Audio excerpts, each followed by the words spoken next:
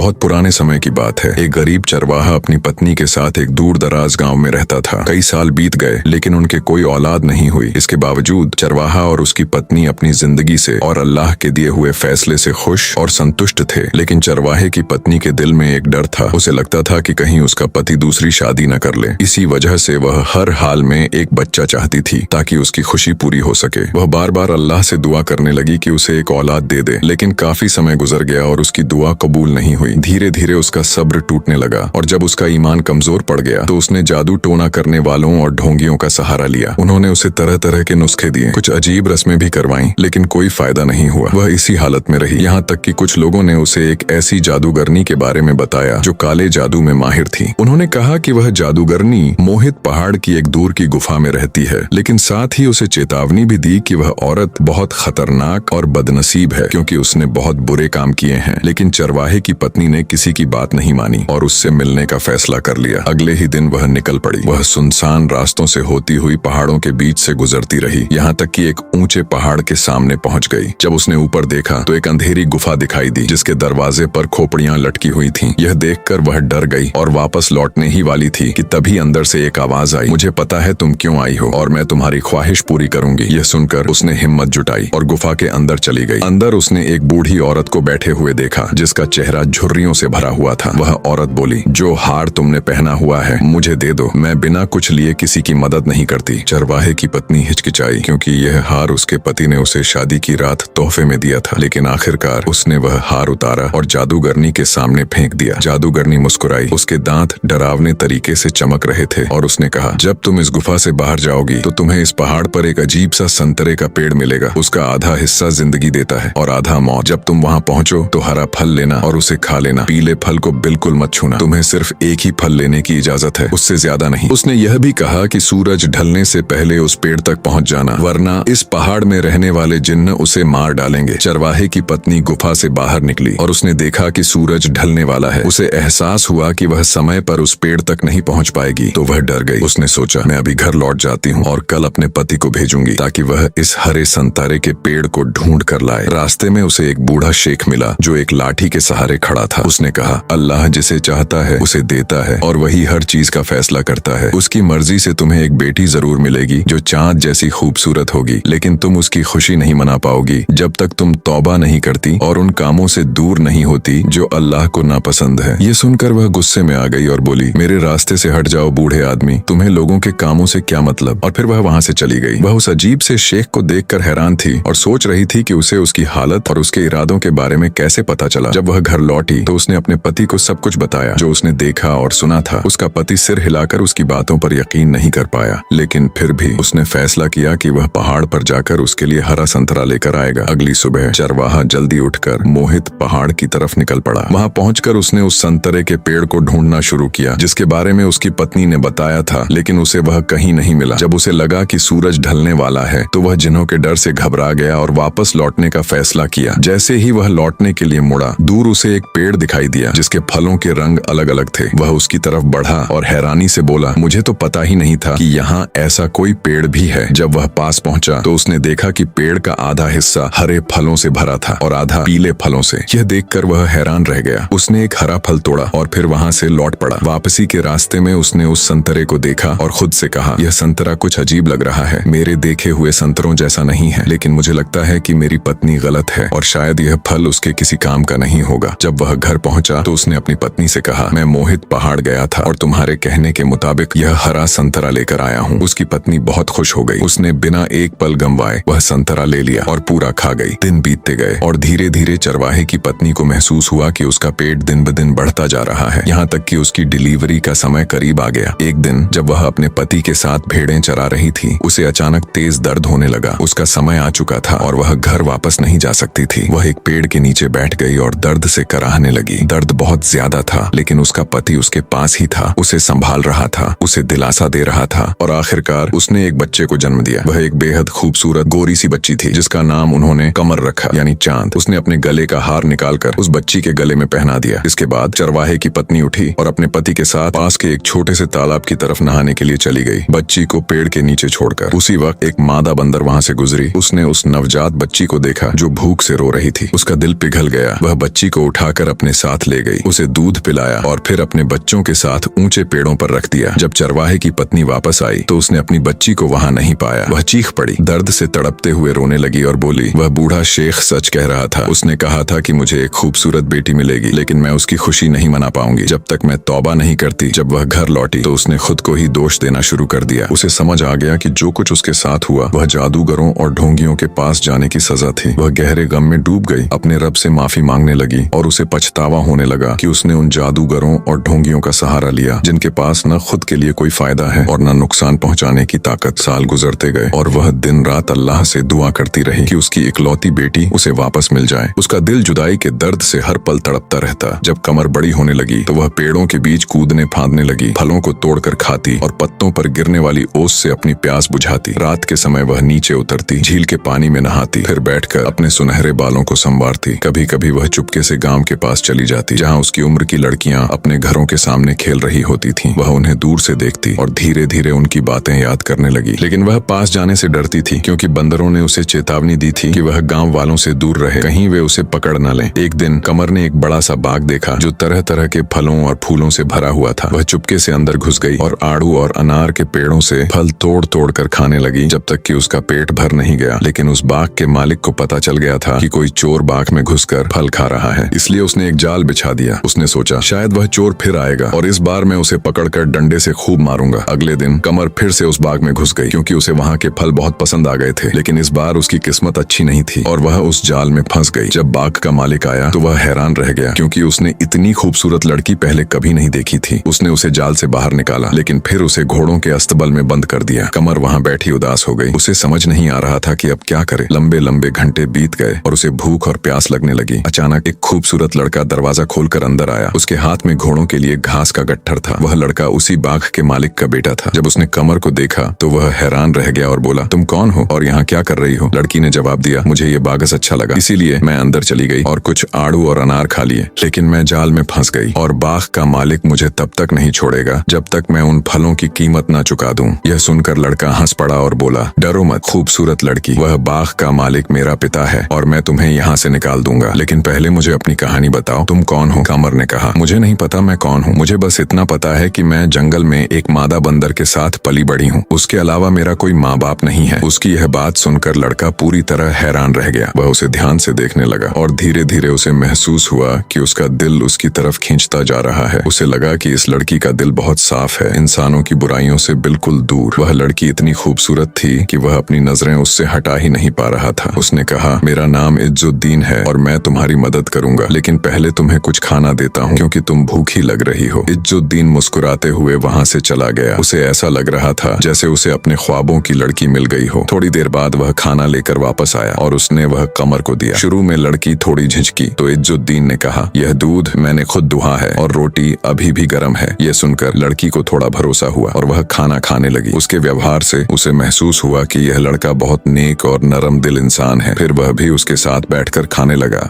खाते खाते इज्जुद्दीन ने उससे उसका नाम पूछा। लड़की ने जवाब दिया, मुझे नहीं पता। उसे यह भी नहीं मालूम था कि उसकी माँ ने उसका नाम कमर यानी चांद रखा था। इज्जुद्दीन ने कहा, तुम्हारे माँ बाप जरूर होंगे और मैं उन्हें ढूंढ कर रहूंगा चाहे जितना समय लगे। लेकिन उसे यह नहीं पता था कि शुरुआत कहाँ से करे। वह उलझन में पड़ गया। उसे ऐसा लग रहा था जैसे उसका दिमाग काम करना बंद कर चुका हो। तभी उसकी नजर उस लड़की के गले में पड़े हार पर गई। उसने उससे उस हार के बारे में पूछा तो लड़की बोली, मुझे इसके बारे में कुछ नहीं पता, बस इतना जानती हूँ कि यह मेरे गले में बचपन से है। इज्जुद्दीन ने कहा, यह हार जरूर तुम्हारे जन्म से जुड़ा हुआ है और शायद यही हमें तुम्हारे परिवार तक पहुँचाने का रास्ता बने। मुझे कोई तरीका ढूंढना होगा। जब लड़की ने यह सब देखा कि यह लड़का उसके लिए इतना कुछ कर रहा है तो उसके दिल में भी एक नया एहसास जागने लगा जो उसने पहले कभी महसूस नहीं किया था। उसका दिल भी धीरे धीरे उसकी तरफ खींचने लगा। तभी अचानक इज्जुद्दीन का पिता अंदर आया और गुस्से में बोला, मैं तुम्हें ढूंढ रहा हूँ और तुम यहाँ इस चोर लड़की के साथ बैठे हो। कसम है अगर इसने जो खाया है उसकी कीमत नहीं चुकाई तो मैं इसे सजा दूंगा। इज्जुद्दीन ने फौरन कहा, अब्बा सख्ती मत कीजिए, अगर ये गरीब ना होती तो यहाँ कभी नहीं आती। फिर उसने अपने पिता को उसकी पूरी कहानी सुना दी। बाग का मालिक ये सब सुनकर हैरान रह गया और धीरे धीरे उसका दिल भी उस लड़की के लिए नरम पड़ने लगा। फिर उसने अपने बेटे से कहा, सुनो मेरे बेटे, हम इस लड़की के असली माँ बाप को ढूंढने में तुम्हारी मदद करेंगे। ये सुनकर इज्जुद्दीन बहुत खुश हुआ और बोला, लेकिन हम यह कैसे करेंगे अब्बा? उसके पिता ने कहा, ये लड़की हमारे पास ही रहेगी और हम पूरे गाँव में ऐलान करवाएंगे कि जिसकी कोई बेटी बहुत पहले खो गई हो वह हमारे पास आए। इज्जुद्दीन समझदार था। उसने ने कहा, लेकिन अब्बा यह इतना आसान नहीं है। कई लोग ऐसे होंगे जिनके बच्चे नहीं हैं और वे इसे अपनाना चाहेंगे, और ये लड़की तो अपने असली माँ बाप को पहचान भी नहीं पाएगी क्योंकि उसने उन्हें कभी देखा ही नहीं। उसके पिता कुछ देर सोच में पड़ गए, फिर बोले, जो भी यहाँ आएगा हम उससे उसकी खोई हुई बेटी की कहानी पूछेंगे और फिर उससे सबूत भी मांगेंगे। इज्जुद्दीन को अपने पिता की यह बात बहुत पसंद आई। उसने तुरंत नौकर से कहा कि वह लड़की को ले जाए और उसे अच्छे कपड़े पहनाए। उधर उसके पिता ने एक मुनादी करने वाले को बुलाया और उसे पूरे गांव में यह खबर फैलाने को कहा। इसी दौरान चरवाहे की पत्नी अपने घर में बैठी थी। वह अपनी उस इकलौती बेटी को याद कर रही थी जिसे उसने ठीक से देखा भी नहीं था। वह हर वक्त अल्लाह से दुआ करती रहती थी कि अगर उसकी बेटी जिंदा है तो वह उसे वापस मिल जाए। तभी उसने बाहर से एक मुनादी करने वाले की आवाज सुनी जिसकी कोई बेटी बहुत समय पहले खो गई हो। वह शेख नुमान के पास पहुंचे जो बाग के मालिक हैं। यह सुनकर चरवाहे की पत्नी हैरान रह गई। उसे यकीन नहीं हो रहा था कि वह क्या सुन रही है, लेकिन साथ ही उसे डर भी लग रहा था कि कहीं यह उम्मीद टूट न जाए। उसने तुरंत अपने पति को यह बात बताई। उसने पूछा, क्या यह मुमकिन है कि हमारी बेटी 17 साल बाद भी जिंदा हो? पत्नी ने कहा, अल्लाह ही बेहतर जानता है, लेकिन जब से वह खोई है मैं हर रोज दुआ कर रही हूँ। अल्लाह ही बेहतर जानता है। मैंने अपने गुनाहों की तौबा कर ली है और हमें शेख नुमान के पास जाना चाहिए। शायद अल्लाह ने मेरी दुआ कबूल कर ली हो। और फिर चरवाहा अपनी पत्नी को साथ लेकर घर से निकला और दोनों शेख नुमान के पास पहुंच गए। जब वे वहां पहुंचे तो जो नजारा उन्होंने देखा उस पर यकीन करना मुश्किल था। उन्होंने देखा कि कई ऐसे परिवार जिनके बच्चे नहीं थे शेख नुमान के घर के बाहर इकट्ठा थे। हर कोई उस लड़की को अपनी बेटी बताकर अंदर जाना चाहता था। इज्जुद्दीन को पहले से अंदाजा था कि ऐसा कुछ हो सकता है, लेकिन खुशकिस्मती से किसी भी परिवार के पास अपने दावे को साबित करने के लिए पक्का सबूत नहीं था। आखिरकार सब लोग खाली हाथ लौट गए और फिर बारी आई उस चरवाहे और उसकी पत्नी की। जब वे अंदर गए तो शेख नुमान ने उनका स्वागत किया और पूछा, क्या तुम्हारी कोई बेटी कुछ समय पहले खो गई थी? चरवाहे ने अपनी पूरी कहानी शुरू से लेकर आखिर तक सुना दी। कैसे उनकी बेटी पैदा हुई और कैसे वे उसे पेड़ के नीचे छोड़कर गए और वापस आकर उसे नहीं पाया। शेख नुमान को उसकी बातों में सच्चाई महसूस हुई, लेकिन फिर भी उसने कहा, यह एक अजीब कहानी है, लेकिन क्या तुम्हारे पास इसका कोई सबूत है? हो सकता है कि यह लड़की तुम्हारी बेटी ना हो। तभी चरवाहे की पत्नी बोली, हाँ शेख नुमान। उसने पूछा, क्या सबूत है तुम्हारे पास? पत्नी ने कहा, मैंने अपनी बेटी के गले में एक हार पहनाया था जो मैं खुद पहनती थी और उसका रंग और बनावट ऐसी ऐसी थी। उधर लड़की दूर से यह सब देख रही थी। जैसे ही उसने यह बात सुनी उसे यकीन हो गया कि यही उसके असली माँ बाप हैं। वह खुद को रोक नहीं पाई। वह दौड़ती हुई उनके पास आई और उन्हें गले लगा लिया। चरवाहा और उसकी पत्नी खुशी से झूम उठे। उनकी आंखों से आंसू बहने लगे। इज्जुद्दीन ने आगे बढ़कर पूछा, क्या आपने अपनी बेटी का कोई नाम रखा था? चरवाहे की पत्नी ने कहा, हाँ मैंने उसका नाम कमर रखा था, उसकी गोरी और चमकदार रंगत की वजह से। यह सुनकर इज्जुद्दीन मुस्कुराया और बोला, अगर ऐसा है तो मैं अपने चाचा इस चरवाहे और उनकी पत्नी से उनकी बेटी कमर का हाथ मांगता हूँ। यह सुनकर चरवाहा और उसकी पत्नी बहुत खुश हो गए और उन्होंने यह रिश्ता खुशी खुशी मंजूर कर लिया। कुछ ही दिनों बाद इज्जुद्दीन और कमर की शादी हो गई और पूरे इलाके में एक शानदार जश्न मनाया गया। शादी के दौरान वही बूढ़ा शेख भी वहाँ दिखाई दिया जो चरवाहे की पत्नी को पहाड़ से लौटते वक्त मिला था। उसने मुस्कुराकर कहा, तुम्हें मुबारक हो, तुम्हारी बेटी तुम्हें वापस मिल गई। यह सुनकर चरवाहे की पत्नी को उसकी बात याद आ गई। तुम्हें चांद जैसी बेटी मिलेगी, लेकिन तुम उसकी खुशी तब तक नहीं मना पाओगी जब तक तौबा नहीं करोगी। जब उसने इधर उधर देखा तो वह शेख भीड़ में कहीं गायब हो चुका था, जैसे वह कभी था ही नहीं। लेकिन अब वह समझ चुकी थी कि अपने गुनाहों से तौबा करना और जादू टोना करने वालों से दूर रहना ही उसकी बेटी की वापसी का असली कारण बना। इसके बाद कमर अपने पति इज्जुद्दीन के साथ खुशहाल जिंदगी बिताने लगी। उनके घर में खुशियां भर गईं और उनके बच्चे भी हुए, बेटे और बेटियां। लेकिन कमर कभी उस मादा बंदर को नहीं भूली जिसने उसे जंगल में पाला था। वह अक्सर अपने पति के साथ उसे मिलने जाती और उसके एहसान को याद करती। यहीं पर आज की कहानी खत्म होती है।